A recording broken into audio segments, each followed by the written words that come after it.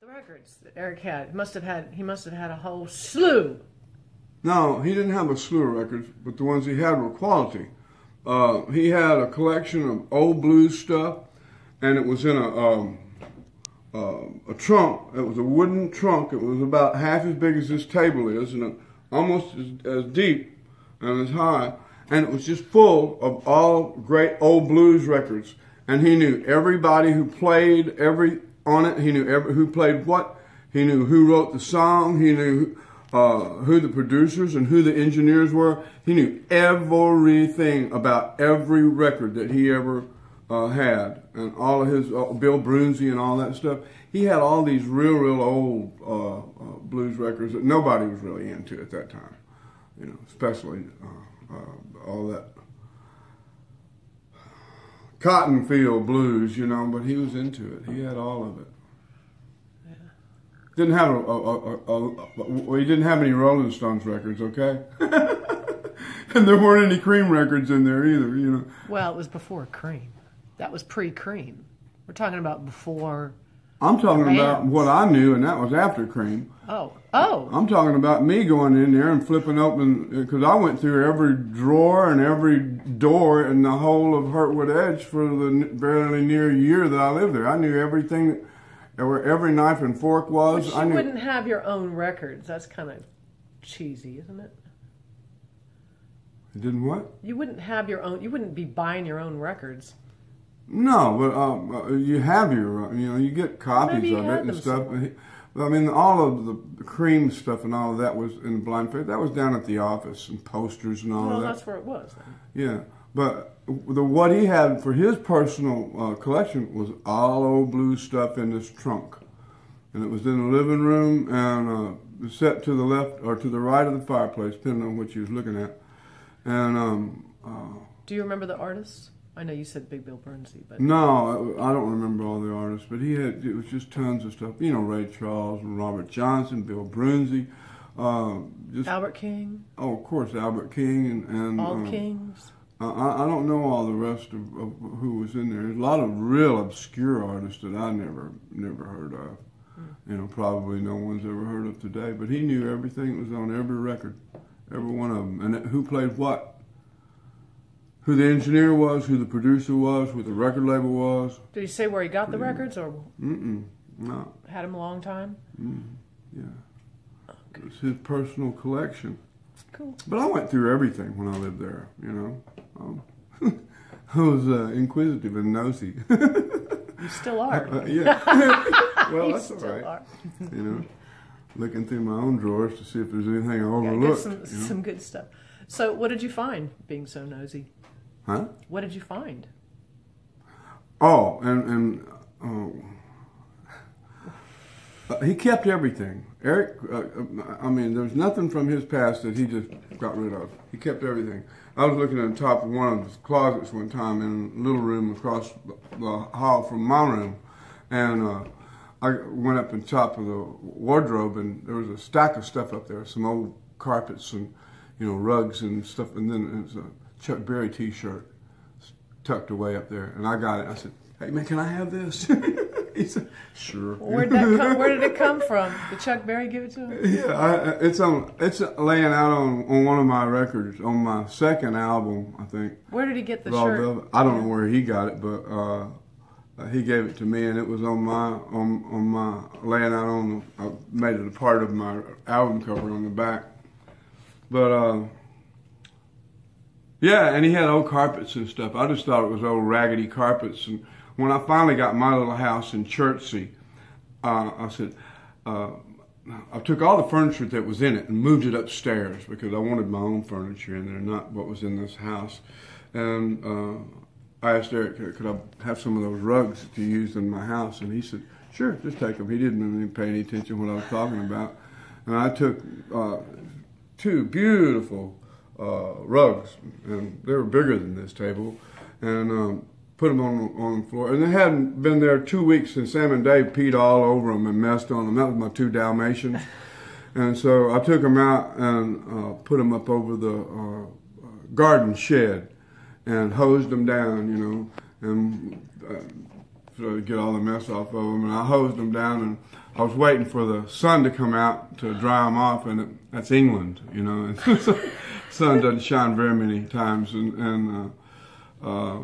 so they stayed up there, and I would go out and I'd turn them over and hose them down again, you know, and then they'd stay up there and leaves would blow on, and I hose them down again. Then finally it got dry enough to where they dried out, and I took them off, and when I took them off, they just crumbled like dried leaves, and so much so that they both fit in one grocery sack about that big. And I went, oh hell, man, these things have just fallen apart. I must have left them up on the, you know, the house too long. And I took them back over to his house, and I said, these rugs just fell apart. I don't know what the deal was. I just tried to clean them off. And he said, oh, those. He said, oh, those were museum pieces. They were tapestries. I didn't know that they were tapestries. I just thought they were, you know, old beat up carpets, you know, rugs that had holes all in them and everything. They did, but they were real old. You know, a lot I didn't know. A lot of it I still don't know. What else did you find? All sorts of stuff. It was an open door for me there forever. Fun times, yeah. Exploratory times. Yeah, I was finding out about the world and everything, and my place in it.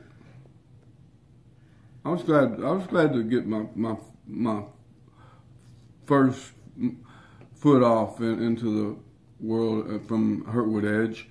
We lived there. Eric says it was about a year, and I've said this before. I'm sure it must have seemed like 15 to him to have to have me living in his house all that time, but plenty of room for everybody. You know, he's a generous man, most generous person I'd ever met. So what'd you do on a daily basis? Just kick around, or I mean, were you serious about anything, or?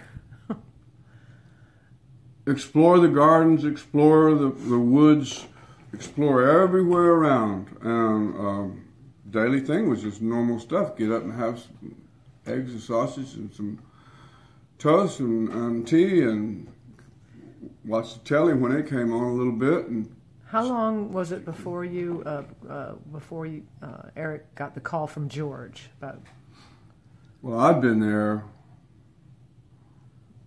probably a couple of months.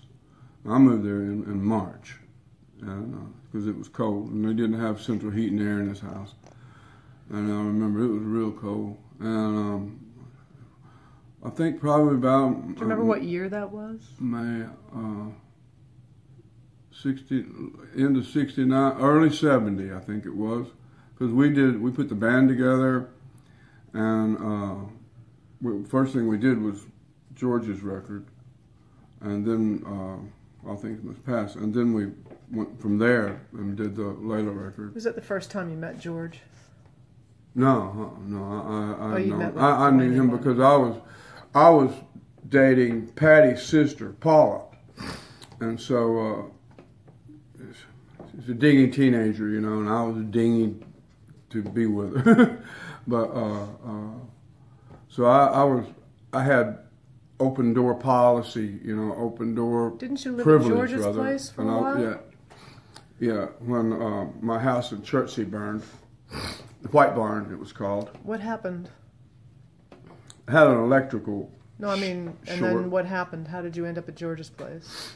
We went out to eat. Patty and George and Paula and myself. We went to eat at some Indian restaurant in London, and came back home. There was a fire truck out in the yard, and the place was up in flames, up and down in flames. And I had my little red Ferrari over here, my 330 GTC. I pulled it out of the garage. Whew, saved the car. Saved the car and the dogs at all costs. And